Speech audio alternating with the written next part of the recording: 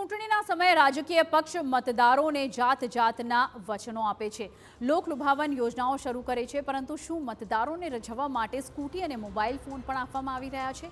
એ પણ વડાપ્રધાન મોદી દ્વારા અને સોશિયલ મીડિયા અને સાથે વોટ્સએપ પર વાયરલ થઈ રહેલા મેસેજીસમાં આવો જ દાવો કરવામાં આવી રહ્યો છે। TV9 ફેક્ટ ચેકમાં જોઈશું આ દાવો સાચો છે કે પછી ખોટો।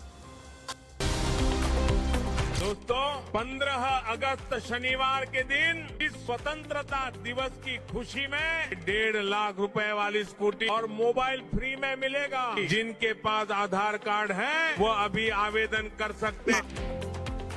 આ વિડિયો કોઈ ઇન્સ્ટાગ્રામ પર શેર કરી રહ્યું છે તો કોઈ ફેસબુક પર। એક્સ પર પણ આ વિડિયો અને તેની સાથેનો મેસેજ ખૂબ વાયરલ થઈ રહ્યો છે।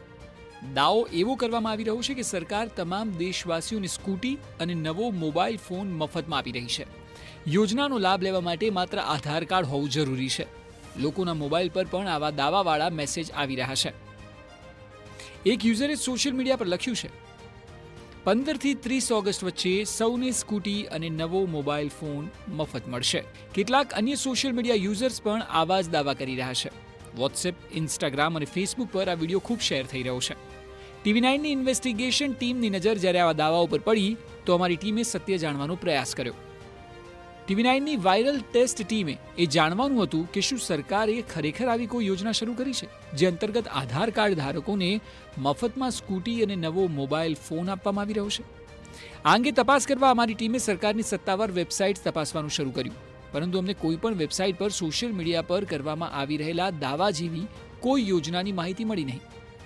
તપાસમાં અમને એ પણ જાણવા મળ્યું કે PM મોદીનો જે વિડીયો વાયરલ થઈ રહ્યો છે તે સંપૂર્ણપણે ફેક છે। તેમણે આવું કોઈ વચન આપ્યું નથી અને ન તો સરકારે આવી કોઈ સ્કીમ શરૂ કરી છે। વાયરલ વિડીયોમાં જે URL અનુટિપ્સ ઓનલાઈન દેખાઈ રહ્યું છે તે સરકારી વેબસાઇટ નથી, કારણ કે સરકારી વેબસાઇટના અંતમાં સામાન્ય રીતે gov.in અને nic.in લખેલું હોય છે।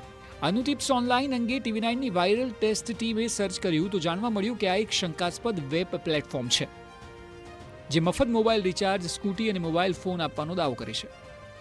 TV9ની વાયરલ ટેસ્ટ ટીમે પોતાની તપાસમાં શોધી કાઢ્યું કે આ વેબસાઇટ ફેક છે। આ પ્રકારની નકલી વેબસાઇટનો ઉપયોગ ઘણીવાર છેતરપિંડી કરવા અને લોકોની ખાનગી માહિતી ચોરવા માટે કરવામાં આવે છે। છેતરપિંડી કરનારા લોકોની ખાનગી માહિતી ચોરવા માટે ઘણીવાર આવા રસ્તાઓ અપનાવાય છે। તેથી આવી વેબસાઇટ્સ પર ક્યારેય પોતાની અંગત માહિતી દાખલ કરવી જોઈએ નહીં। ભારત સરકારની સંસ્થા પ્રેસ ઇન્ફોર્મેશન બ્યુરો પણ ચેતવણી જાહેર કરી ચૂકી છે કે વડાપ્રધાન અથવા ભારત સરકારના નામે મફત સ્કૂટી કે મોબાઈલ ફોન આપવાની લાલચ આપતી આવી કોઈ પણ વેબસાઇટ પર વિશ્વાસ ન કરો। આ રીતે સ્પષ્ટ છે કે સોશિયલ મીડિયા પર કરવામાં આવી રહેલો દાવો સંપૂર્ણપણે ખોટો છે। TV9ની ફેક્ટ ચેક લેબમાં આ દાવો સંપૂર્ણપણે ખોટો સાબિત થયો છે। Bureau report, TV9।